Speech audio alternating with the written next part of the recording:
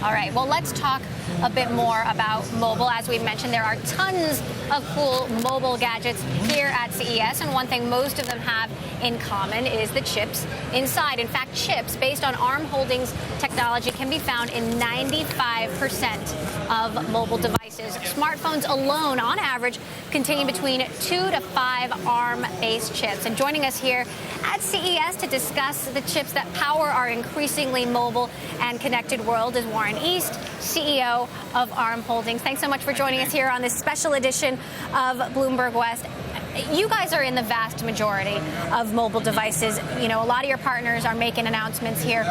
What are you most excited about in terms of what you've seen so far? Well, to be honest, I've literally only arrived here this morning, and I've been in meetings most of the day. But what my first impact is the huge breadth of ARM technology that I'm seeing. And, you know, it isn't one particular thing. You were talking about some fantastic televisions earlier. You know, we're seeing over the last couple of years a move from, you know, a third of the TVs being ARM-powered to half the TVs being ARM-powered. And that's because of the connectivity of the TVs. You're talking about very thin devices, tablets, very thin computers. ARM technology with its super low power is enabling these things to get really thin. It's that breadth that's exciting me, the fact that wherever I go around CES, I'm looking at ARM technology. Now let's talk about the broader chip landscape. There seems to be a looming clash between Intel and Qualcomm. Intel trying to get into mobile devices, Qualcomm trying to get into computers. Of course, Qualcomm chips are based on ARM technology. How do you see this playing out? Well, we look at the traditional PC market, and we see that has been dominated by the x86 architecture for 25 years, and we're seeing ARM technology available through a range of ARM licensees, being able to power computing devices, be they, and they certainly will soon be Windows.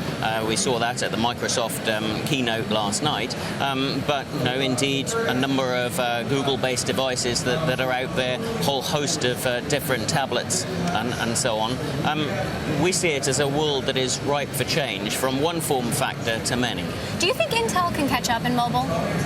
Well, undoubtedly, we're going to see Intel. They've made tremendous strides in terms of improving the power efficiency of their chips. We're going to see some Intel chips in smartphones for sure, but you know, we actually think the ARM partnership with many semiconductor companies behind it is in the lead at the moment, is going to stay in the lead. Now, Intel is really pushing these Ultrabooks, which we're seeing everywhere, thinner and lighter laptops. They're hoping that this will revive PC sales. Do you think Ultrabooks can take off?